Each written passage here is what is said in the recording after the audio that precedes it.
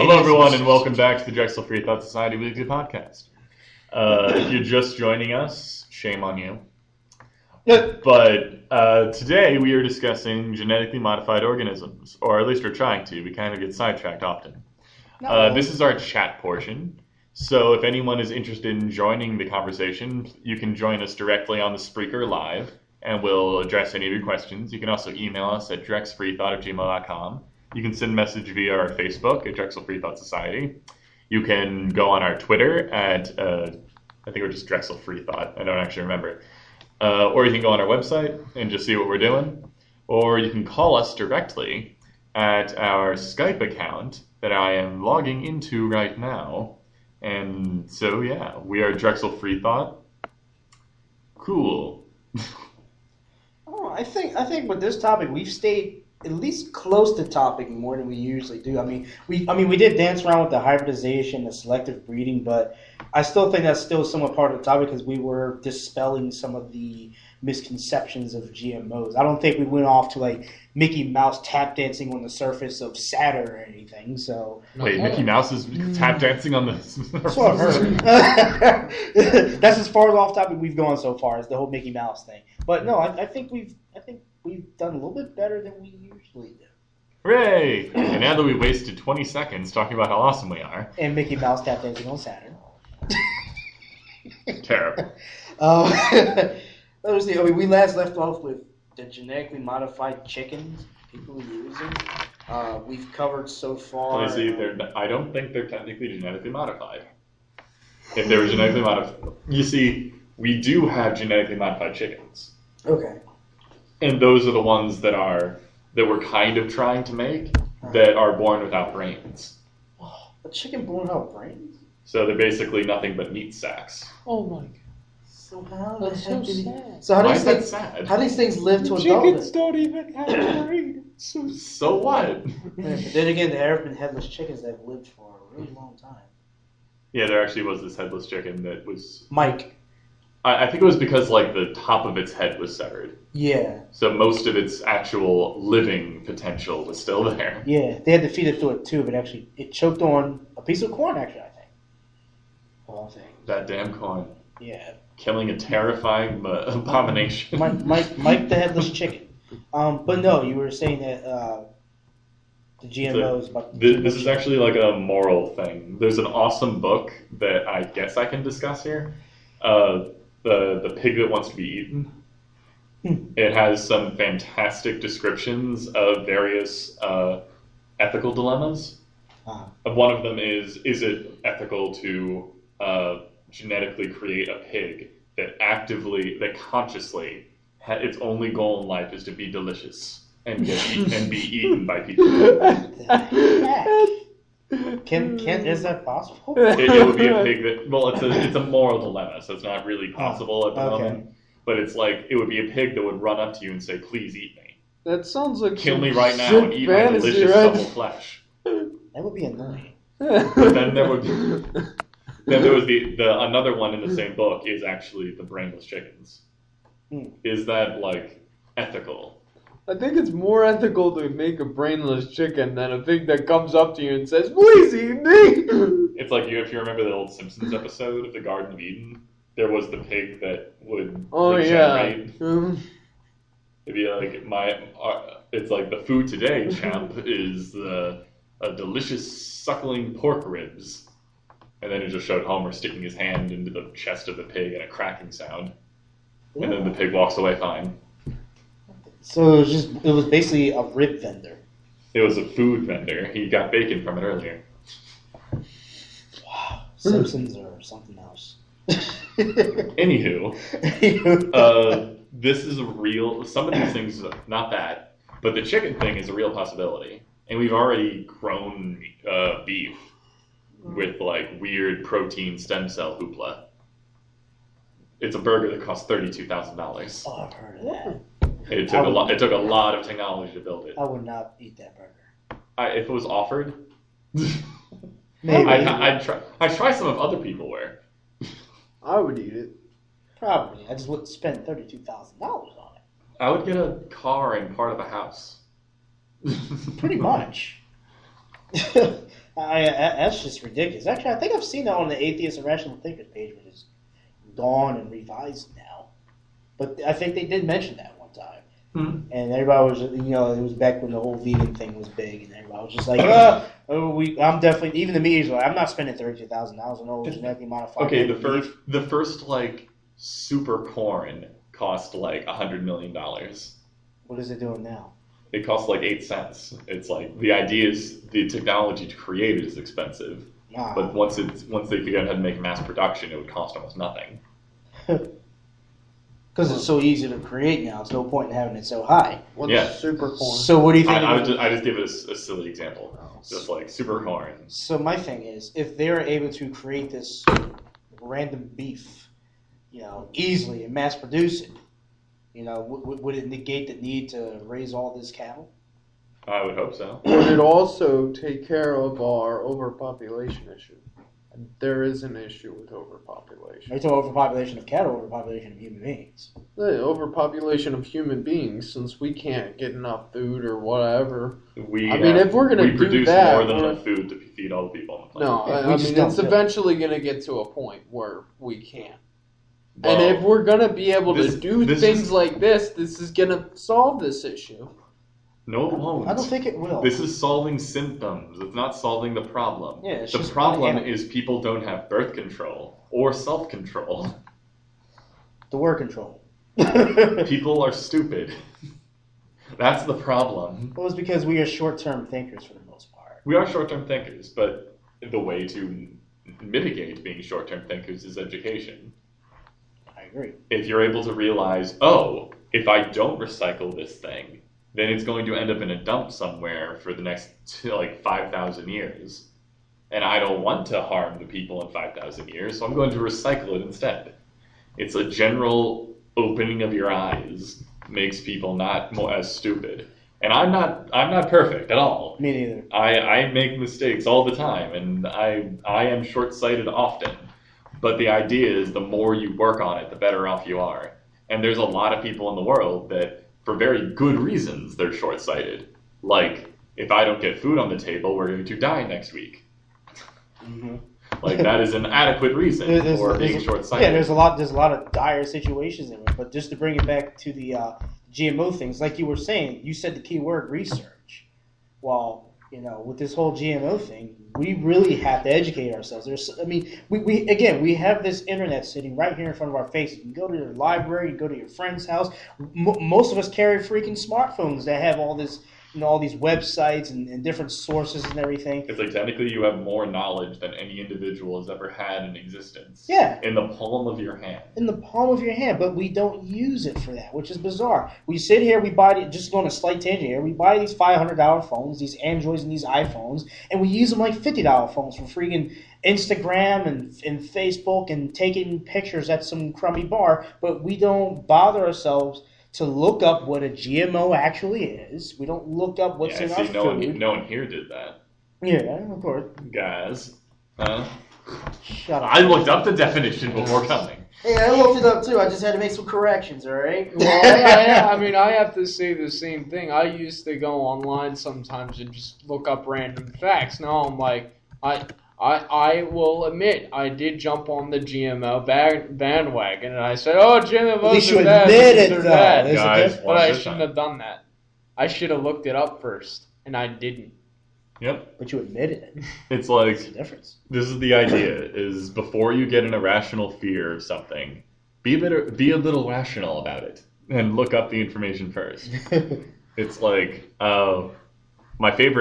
pretty much my favorite GMO at the moment is the golden rice. You have a favorite? Dun, dun, dun. It's like the golden rice is just magic. It's they modified a certain kind of rice, and now it contains a large portion of a daily allotment of vitamin A. I love golden rice. It tastes so good. Do we have golden rice? Yellow rice. Oh, never mind. I think I like yellow rice. I do need to research it more, but the idea is that in a lot of countries around the world, it's really hard to get vitamin A. It's like when you basically the only thing your environment can grow for you is like some berries, meat, and rice, often only rice. then a lot of people are going to die. So what golden rice does is it's effectively the same as normal rice. It just kind of sucks in nutrients it otherwise couldn't. Which it's just kind of like fantastic. I'm trying to see if it was hypovitaminoses A, or was there an actual disease that deals with the lack of vitamin A. But as I was saying, yeah, so we have like the power. We have all this information right here, and we don't attempt to use it on things that we just go like. For me, like even though I admitted that I didn't do a lot of research on GMOs, but at least I had a basic idea of what it was. But you've never seen me for those of you who know me on Facebook, you've never seen me scream out, GMOs are evil, don't eat them, this is disgusting and immoral. You've never seen me scream that because I admit that I don't have enough information on them. So there was no reason for me to just go around, saying the British are coming, There was no reason for me to do that. But I see so many people like just create all these memes and all this hateful stuff about GMOs, and no one has really actually given me a reason why GMOs themselves are evil. They've talked about Monsanto, but they didn't say, did GMOs turn you into chickens? Like, what do the GMOs do? That just made me realize something. What's that? I'm usually not very into I love memes. I love memes on the internet, but usually I don't jump on the bandwagon of everything. Anything usually, not really. But I jumped on the bandwagon of GMOs. And that's just how prevalent this meme is in our society. It even affected Richard. That's scary. Well, I'm not trying to be, all high and mighty, but it could affect even the people that seem the most skeptical, the most free thought people. It can affect everyone. To the point where, I'll never do something stupid like the duck face. But guess what? I did something stupid, like jump on a bandwagon without me even knowing anything about it and just watching a bunch of propaganda, looking up at propaganda things, and thinking automatically I know everything. I was wrong. I'll be honest with you, even some of the most critical thinkers can make stupid mistakes. I think it is human to make errors. But the key thing is that when we realize that we've made those errors, what do we do about them? And we have a lot of people who they will continue to hate the GMOs or all these other things that people don't have much evidence for. And even if you do provide the evidence that, say for example, GMOs are very good for you, people are still going to hold this bias. They're going to still keep this confirmation bias. They're not going to look for the contrary, and they're going to stick to these beliefs because to them it feels good to hate Monsanto. It feels good to hate GMOs. It's like when you go on the internet and you stay on your voice box like I often do, like I'm doing now, and you say GMOs and Monsanto stinks, and you feel like a hero because you're standing up against this thing that everybody else hates, when in fact you really didn't learn anything. You just learned how to parrot what a bunch of other people who happen to sound good have said. And that's the same And that's a problem. That's the same thing with, another thing I do, watching Alex Jones. A bunch of people watch Alex Jones, and automatically everything that the government ever done and ever does is evil. When I did the same thing, and I'm wrong. I'm wrong, and I want to look into it. Good. All right. So doing a bit of research on golden rice, it doesn't actually contain what you would call It doesn't actually contain vitamin A. It contains beta-carotene. Mm-hmm. What is it? Biosynthesized beta-carotene. It's a precursor to vitamin A. So that way your body produces vitamin A by eating it.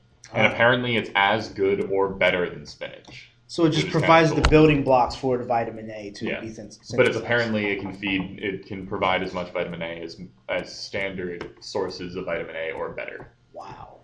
And it seems to just be the same as rice, as everyday rice.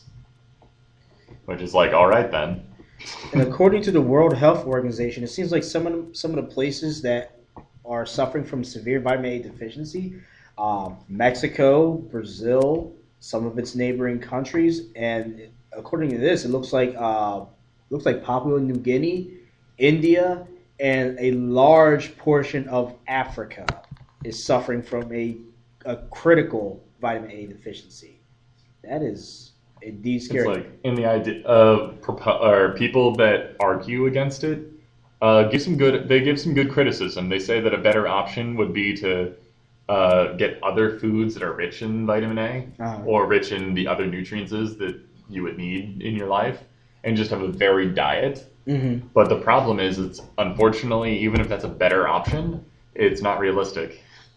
Right now, those places are extremely poor, and they either can't grow those things because they're not the right season or location, or they could never afford it. And it also says that iron deficiency can affect vitamin A uptake, so there's certainly a relationship there. I don't have any information on how bad some countries are in lacking iron, but I think that is also a consideration when it comes to the health and welfare of the general population of these areas.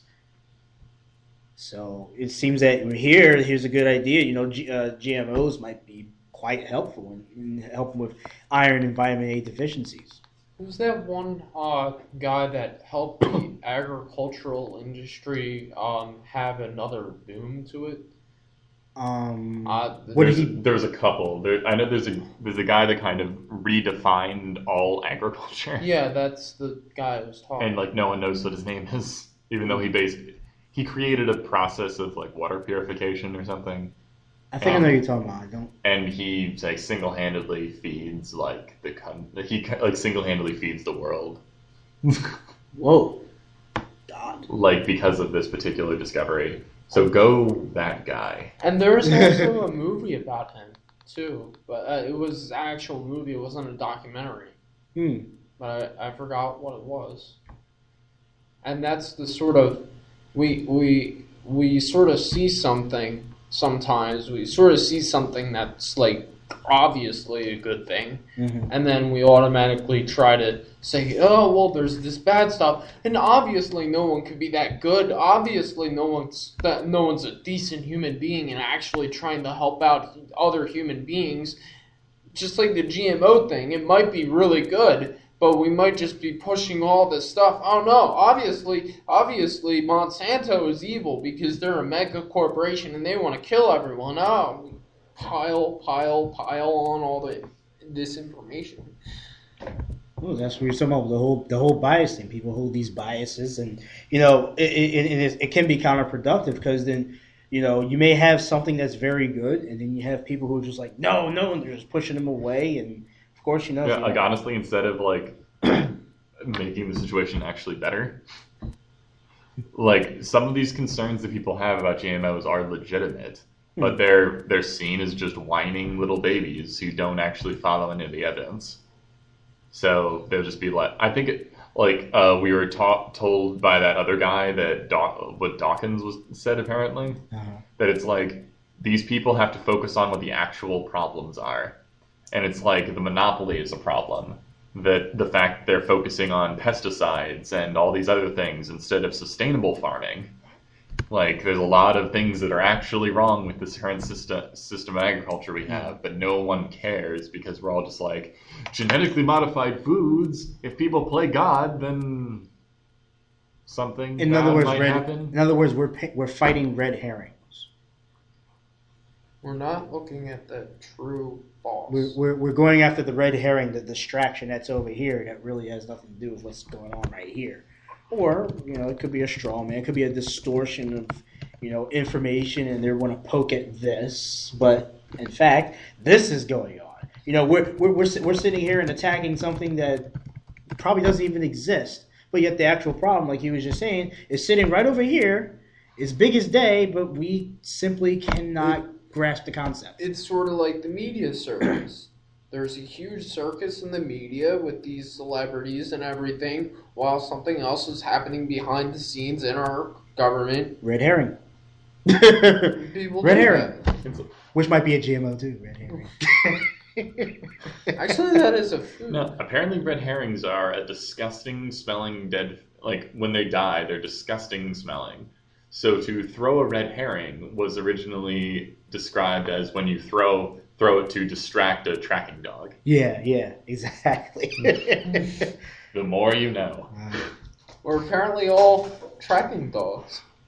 I'm looking at this website that's like the non-GMO project.org, and it's just like they're just lying. What's some of the nonsense they're saying? It's like, are GMOs safe? Most developed nations do not consider GMOs to be safe. The people in the U.S., the government has approved GMOs based on studies conducted by the same corporations that created them and profit from their sales. Increasingly, Americans are taking matters in their own hands and choosing to opt out of the GMO experiment. But like, if you look at, I'm gonna continue talking, guys. I'm gonna look at the societies that have actually said GMOs are safe. Okay, sounds good. Keep going. I'm trying to think of something else. I'm trying to think of another animal or plant that has been subjected to genetic modification besides the chicken and the corn. Let me see. There's another one. I already mentioned pets. So I mentioned the glowfish already. No, there's a lull in the conversation. Quickly, insult his face. Yeah, you're ugly. Hey, I'm not ugly. He's not ugly, he's just big boned. What? Jeez Louise. What's another one? I'm trying to think of insects, possibly. Genetically modified insects created to take care of pest insects. Oh, did people think those?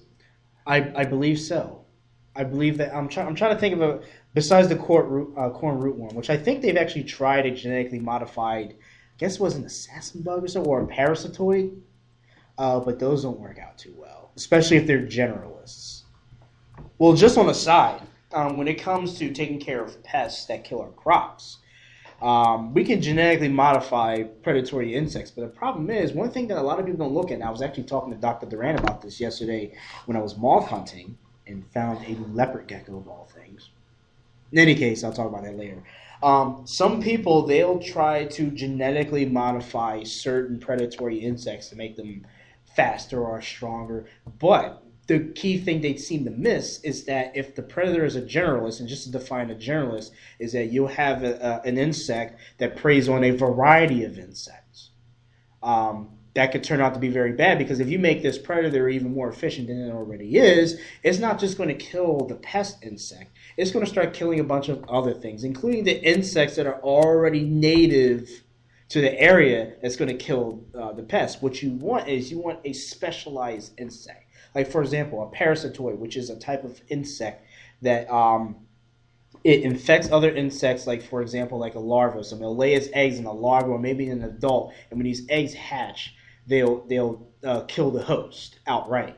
And then they'll grow up, they'll breed on other insects. You want a specialist insect, like, for example, certain wasps. Certain wasps only target certain animals. Like, there's an actual parasitoid wasp that targets Japanese beetles, I think.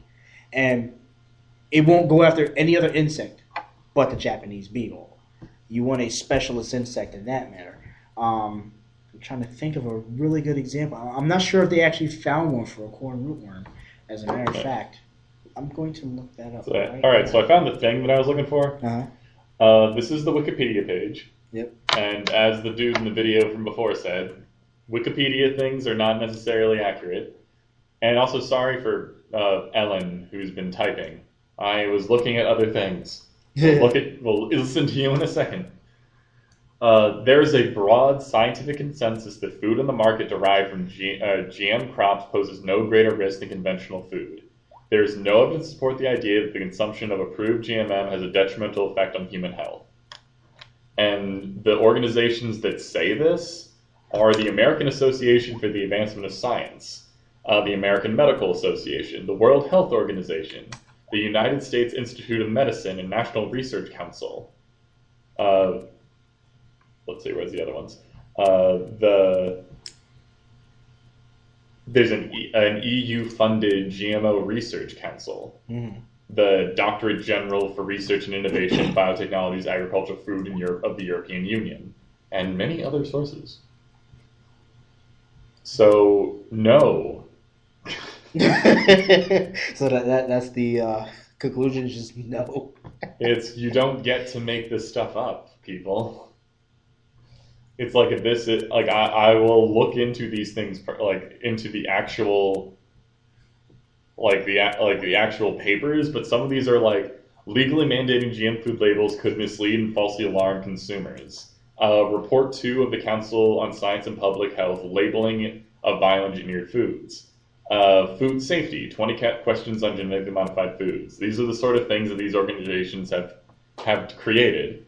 And it's just like the safety of genetically engineered foods, approaches to assessing unintended health effects. It's like they covered their bases. Read the information.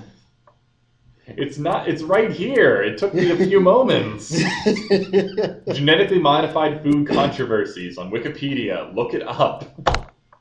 Wow. I just found out that one of the ways they're trying to combat this corn rootworm is transgenesis, which, like you were talking about, they take genetics from an outside source, put it into a living organism, and boom, create this much stronger, more characteristic plant. The only problem is, even though with this transgenesis, it doesn't really eliminate the actual beetle that's causing $1 billion in lost revenue each year, which includes $800 million in yield loss and $200 million in cost of treatment of corn growers. Wow. Well, there we go. Oh, do you know what's the one thing that I did want to mention is that when I read the names of these sort of paper things, the Monsanto response to the French rat study. Yeah, apparently the French rat study is crap. French rat study? It was like these rats being injected with the chemical, I think, that I forget exactly what they were injected with, but it made them have horrible tumors. Mm-hmm. And apparently the test was terrible. Like they picked, I don't know why it was terrible, but here's the paper. Well, here's the thing. Just real quick, domestic rats are very prone to tumors even without those experiments. Well, these are experiments. These are research rats. Well, what you're doing right there is you're just injecting the rat with the stuff that you inject the food with. It's not going to do the same. Well, they naturally get tumors anyways, even as pets. Well, even wild rats are prone to tumors. I mean, even so, that it doesn't really matter. Sense. Yeah. Like, why would you the fun example? We breathe oxygen all the time, but if you inject us with oxygen, we die really fast. That's what I'm saying. It doesn't make any sense. It's like automatically, okay, so there's a bacteria that explodes the insides of bugs. Like, I don't know. And then we're just gonna inject ourselves with it. It's probably not gonna do the same thing if we inject ourselves with it as if we're eating it from corn at a lower dose. If it does at all. Just saying. Like I don't know. I don't know everything about this corn, but it might not even be in the corn kernels. Like I don't know exactly how they made it. Husk. It could have just been poisoned husks, and the rest of it's fine. I don't really know. There was one thing. No, the one thing I did want to say is a thing about people that I've noticed is no one reads primary sources ever, and one of the reasons is they're really hard to read. Like, other than like for work, when was the last like scientific paper you read? Just to learn something about something. It's about a month ago, actually. Okay, so you're not a great example for this. Richard, too much of a nerd. Richard, when was the last time you read a scientific paper? I don't think I have. Yeah, Richard, you're a more typical American. Actually, a more typical person in general. Darn it! It's really hard. Like, sometimes they're expensive. Sometimes they are difficult to read. And sometimes they're hard to access, too, because you have to go through certain databases to obtain them. Yeah, and sometimes, like, there's a paper I have to read for work, and it costs, like, $45. Whew. So, like, they're expensive, because, like, it takes a lot of money to write these papers. So it's kind of not really our fault. No, but an enormous amount of information is free. Yeah. But the thing is, you need to actually find those real sources, find out the methodology in which they conducted the experiment, assess that methodology against other types of methodology. It's like there's a whole process to basically be part of the peer review process. And people are terrible at it. I think they're just a long time. I think they're intimidating because even me as an aspiring biologist, some papers can be difficult because there's so much terminology that you really have to look at. Yeah, I'm an engineer that has to learn a lot of biology. So I understand. Yeah, it's tough for a lot of people, but like there's a lot of layman stuff out there too that you can just soak in, but people don't even look at that. So if they don't even look at some of the lamest things that's out there, it's going to be even harder for them to even look at the thing that makes it really bad is when people don't even know what primary sources are. Like every time that someone that there's a good textbook, every time they say like a theory or a theorem or a law or something, there's a reference. Yeah, it said this was discovered in this paper that has been peer reviewed and cited 80,000 times. I think you're. But like people don't know that. A lot of people think that like it's from the textbook and we should trust the scientists. It's like no. The reason you should trust what the textbook says is because it has been it depends on the textbook. Yeah, unfortunately. Not with pandas and people. But there's new ones. Texas is making new books that are basically getting rid of evolution. And they're also getting rid of slavery. And Thomas Jefferson. Yeah. I think really what it comes down to is that if you're actually legitimately interested in something, you will do it. No, but the thing is, the one thing that I do, like, even though I really don't like our school system, we need it really bad. It needs to be fixed. Because, like... We just need to fix it. Yeah, but the thing is, like, if you just wander around in your room all day, how are you going to find out that the French Renaissance happened? I've done that before. Well, you know what I mean. It's like that you have to be introduced to stuff a lot. Well, you have to be introduced to it. That's something that school does. But no, you know what I did? My school didn't introduce me to anything. I went up and I said, I'm bored. I'm going to look up something. Well, yes, Richard, but you're not a... People should do that! Yes, but you're not a typical person. But obviously, if you're interested in something, just look up something, you know? It's not that hard. Actually, you. Wait, just to bring it kind of back, maybe we can dispel another GMO myth here. I'm surprised no one's really mentioned this. Honeybees. Those aren't genetically modified. Those are hybridized. That's what I'm worried about. No, because because again, with the whole Monsanto thing, people seem to have this idea that Monsanto or GMOs are killing all the honeybees, as some evil plot or whatever. And I want to kind of either dispel or assert that notion. Well, what is killing them? I don't know. Isn't it like me personally, or something?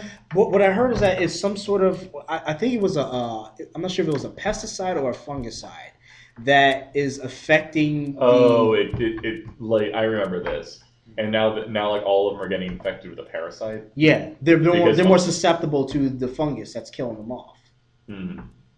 Yeah, I heard it was something. But there's also another problem. A lot of people forget about this. Varroa mites. Varroa mites are a type of mite that is specific to Apis mellifera, which is the European honeybee. And these mites, they just completely take over hives and kill off tons of bees. So if the fungus thing is quite true, then bees have like double trouble right now because they have this mite that is just so difficult to control. It's controllable, but it's very difficult and expensive to do so. And now we have this fungus that they're more susceptible to. And again, I haven't really verified the fungus thing. I do know about the mite thing. I think that's where a lot of the issues are coming from. But people are claiming that Monsanto is purposely spreading this pesticide that's making the bees more susceptible to this fungicide and is killing them off. I don't know. I mean, I'm just wondering where the tie-in with GMOs is that. Because like whenever I hear GMOs, people all of a sudden bring up dying honeybees. Ellen has actually been talking a bit about just conflating pesticides with GMOs. Okay. Well, I was saying that also. We were discussing it. All right. Yeah. But that was the thing you were talking about before. Is just that when people talk about GMOs, they automatically think pesticides or fertilizer, and for good reason. There's a couple GMOs that I think are the paramount bad idea, like good intentions bad idea, is like they made one of the famous ones is they made a kind of, I think it's another kind of corn that's immune to herbicide, but then all the other then they just kind of spray everything with herbicide. But apparently, and this is back to the Cult of Dusty, a YouTube channel that I highly recommend. A lot of our information today honestly came from the Cult of Dusty. But anyway, he discussed a bit of like apparently they actually use less herbicide than they used to. So even if it is the case that everything's getting sprayed with herbicide indiscriminately, they're using less of it. So although these two ideas seem to be related, they're not at all really. They're different subjects. But the one thing I was saying that I think is important is even though you can make something that's immune to herbicides, I don't think you should. I think it's kind of fixing the wrong problem. One thing you kind of do is try to get plants that are better at combating weeds. Like do you know like it's called the Three Sisters? It sounds familiar. You build a mound and you grow corn in the center, beans around the perimeter, and then squash around the beans. I've heard of that. It's a way that like all the nutrients is distributed beautifully, and like it's hard for weeds to grow because all the ground is covered. So it's like there are sustainable, useful ways of growing different plants without everyone spraying everything dying. Because no matter how good the herbicide is, no matter how not dangerous it is for the environment, it's still bad for the environment. Oh, speaking of those bees, I just read that I think it's called colony collapse disorder as far as bees are concerned. Now, they say that pesticides are part of the problem, but they're not the primary problem. I was right about the varroa mites. They say varroa mites are definitely one of the major things that causes entire colonies collapse. But they also mentioned something called Nosema apis parasites, which may be those fungi that I talked about, and Israeli acute paralysis virus. Also, environmental change-related stress such as malnutrition and migratory beekeeping. So apparently pesticides are a very small factor compared to these biotic factors that are actually killing bees off. So that right there might be evidence that it is not the evil Monsanto that is creating these evil pesticides that kill all the honeybees. Is actually things that are naturally occurring Dante, you're confused. Monsanto created these viruses. So then they have to buy the Monsanto brand that they grow from roses that grow from the backs of pigs. No.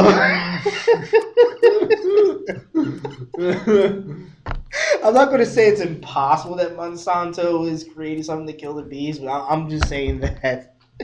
Suicide GMOs! Suicide GMOs.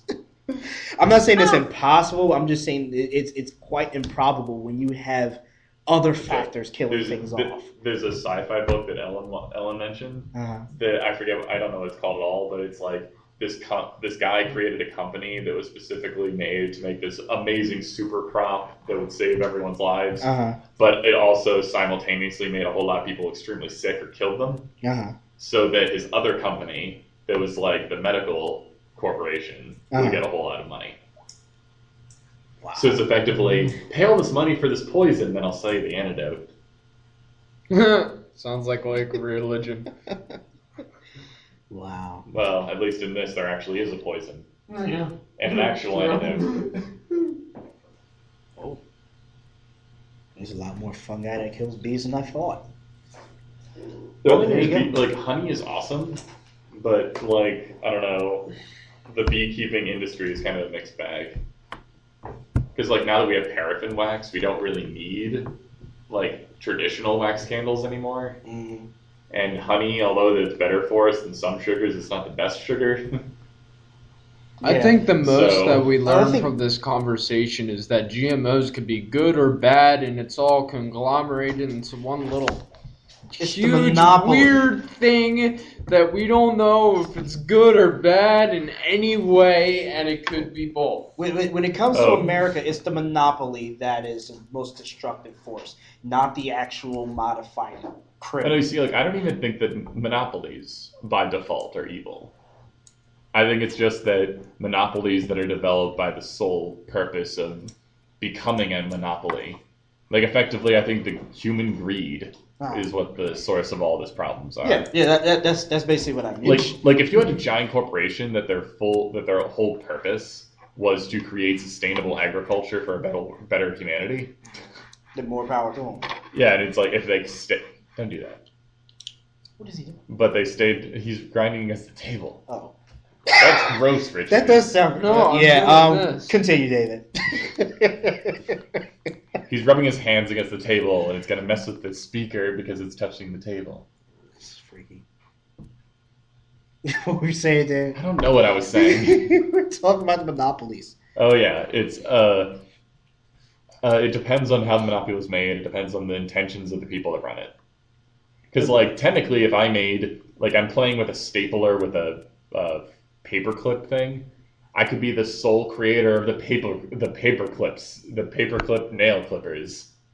Like, that means I have a monopoly on that product. That doesn't make me evil. That just makes it a stupid product.